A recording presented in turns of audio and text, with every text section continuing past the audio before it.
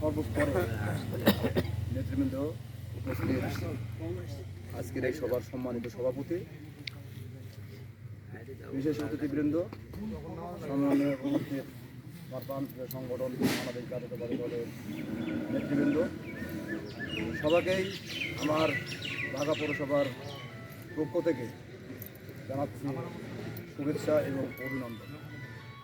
সংগ্রামী সাথী ভাইয়ারা আমার, আপনারা ইতিমধ্যেই উল্লেখযোগ্য বক্তব্য শুনতে পেয়েছেন। আমাদের মূল উদ্দেশ্য হলো আজকে আগামী 16ই ডিসেম্বর কীভাবে জাঁকজমকভাবে পালন করা যায়। অনেক মানুষ নিয়ে আমাদের 7টা ইউনিয়ন, 2টা পৌরসভা, একটা পৌরসভা অবশ্য আমাদের সঙ্গে আসে না, তারপরেও 7টা ইউনিয়ন, একটি পৌরসভা, আমরা সবাই একযোগেই প্রোগ্রাম করে থাকি। তো নিজ নিজ ওয়ার্ডের নেতৃবৃন্দ যারা রয়েছেন তাদের দায়িত্বে, নিজ নিজ ইউনিয়নের যারা দায়িত্বে রয়েছেন তাদের নেতৃত্বে আমরা বাঘা ঐতিহাসিক ঈদগাহ মাঠে উপস্থিত হব এবং আমরা সফলভাবে বাংলাদেশ জাতীয়তাবাদী দলের প্রোগ্রাম 16ই ডিসেম্বর পালন করব। সংগ্রামী সাথী ভাইয়ারা আমার, আপনারা ইতিমধ্যেই একটি বক্তব্য শুনেছেন। নির্বাহী কর্মকর্তা, একটা জিনিস আপনাদেরকে বুঝতে হবে এবং জানতে হবে, নির্বাহী কর্মকর্তা একটি উপজেলার সকল ক্ষমতার উৎস, সকল ক্ষমতার মালিক, একজন ম্যাজিস্ট্রেট। তো ওখানে ওনাকে দিয়ে যদি আমরা কোনো কাজ করাতে চাই, সেক্ষেত্রে আমাদের ভিতরে কিন্তু ওই ধরনের মানসিকতা থাকতে হবে, ওই ধরনের সাহসিকতা থাকতে হবে, ওই ধরনের যোগ্যতাও থাকতে হবে। একজন ইউনো যত ক্ষমতার মালিকই হোক না কেন, জনগণের চাকর, জনগণের চাকরি করে উনি। তো আমরা বলতে পারি আমাদের মধ্যে দ্বিধাদ্বন্দ্ব আছে, আমাদের মধ্যে গ্রুপিং আছে, লবিং আছে। আমরা এক কথা বললে আর এক গ্রুপ যারা কথা বলে, এই জন্য ইউনোরা ওসিরা অনেক সাহস পায়। তোকে এই কথা বেরিয়ে গেল, আরেকজন আসিগুল আমরা গেলাম, ওই উজ্জ্বল গ্রুপ এই কথা বেরিয়ে গেল, আরেকজন আসলে চান গ্রুপ এই কথা বেরিয়ে গেল। পুরো একটা দ্বিধাদ্বন্দ্বের মধ্যে থাকে।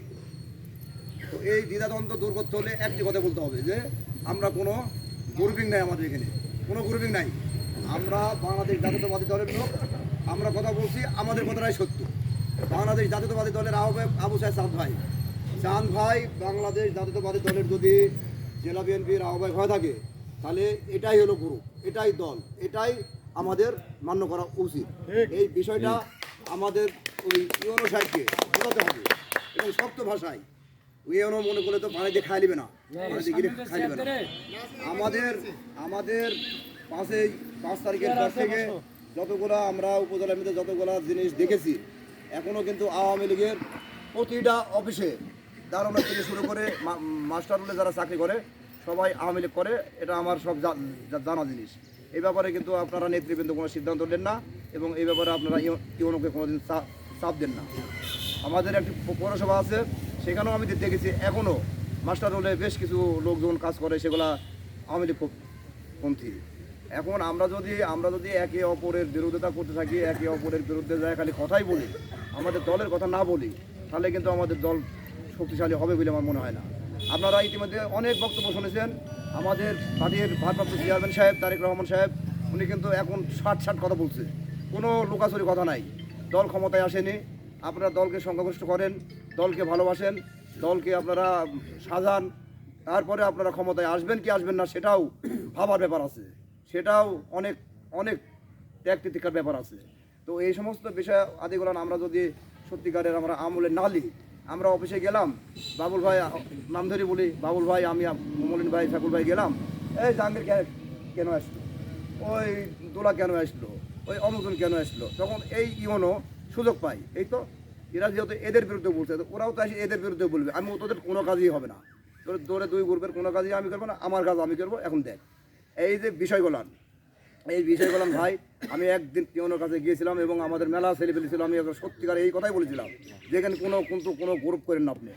এখানে আবু সাহেদ চাঁদের গ্রুপ, আবু সাহেদ চাঁদ জেলার সভাপতি, উনি যে মানে দিক নির্দেশনা দিবেন সেভাবে আপনি এখানে চাকরি, হ্যাঁ এটা বলা আছে। কিন্তু আমরা সবাই মিলে যদি না বলি, তাহলে কিন্তু ভয় পাবে না। ওয়ার্ড পদটা কিন্তু আমার আপনার সাথে বিরাট পদ।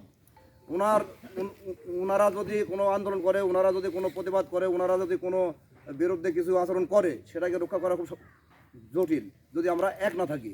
তো যাই হোক, আমি সবার উদ্দেশ্যে বলছি, আপনারা অভিজ্ঞ ব্যক্তিবর্গ যারা আছেন, আপনারা অফিসে যাবেন, যে কোনো অফিসে ঢুকবেন, নিজের পদের পরিচয় দিবেন, নিজের দলের পরিচয় দিবেন, দল কোন অবস্থানে আছে সেই পরিচয় দিবেন, দেওয়ার পর তাদেরকে শক্ত ভাষায় বলেন।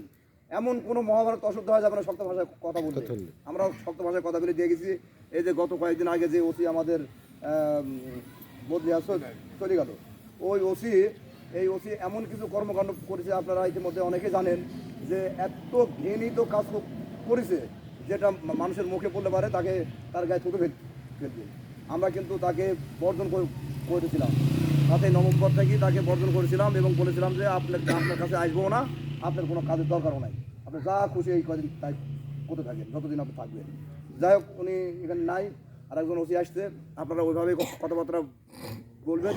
এই ওসিকে বলা আছে যে যদি আপনি দালাল বাটপারলি যদি আপনি চলতে চান, তাহলে কিন্তু আপনার 2-3 মাসের বেশি থাকার কোনো সুযোগ নাই। কারণ আমরা দালাল বাটপার পছন্দ করিনি। আমার বিএনপির লোক পলিটিক্যাল কোনো তদবির ছাড়া কোনো তদবিরে যাবে না।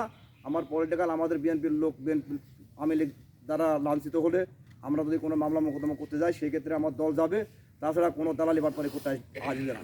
তো যাই হোক, আমি 16 ডিসেম্বর সম্পর্কে আবারও বলি, আপনারা যেখান থেকেই আসছেন, এই যে কষ্ট করে আজকে আসছেন, অনেক দূর থেকে, চক্রাদাপুর, বাজুবাগা থেকে আসছেন, মণিগ্রাম থেকে আসছেন, বাসা থেকে আসছেন, ওই 16 তারিখেও আমরা চাইবো যে আপনারা এইভাবেই আপনারা সবাই নেতা, আপনাদের যারা কর্মী রয়েছে এলাকায়, তাদেরকে মানে সঙ্গে করে নিয়ে 16 তারিখে আসবেন। টাইমটা বাবুল ভাই বলে দেবে অবশ্যই, আমাদের ঈদগার মধ্যে স্থান হবে, ইতিমধ্যে শুনেছেন। তো পরিশেষে আমি উপস্থিত সকলের সুস্বাস্থ্য কামনা করছি এবং আমি সবার কাছে আমার জন্য দোয়া চাচ্ছি এবং আপনাদের জন্য আমি দোয়া করে আমি আমার বক্তব্য এখানে শেষ করছি। আল্লাহ হাফেজ। বাংলাদেশ জিন্দাবাদ। শহীদ জিয়াউর রহমান অমর হোক। খালেদা জিয়া জিন্দাবাদ। তারেক রহমান জিন্দাবাদ। ধন্যবাদ সবাইকে।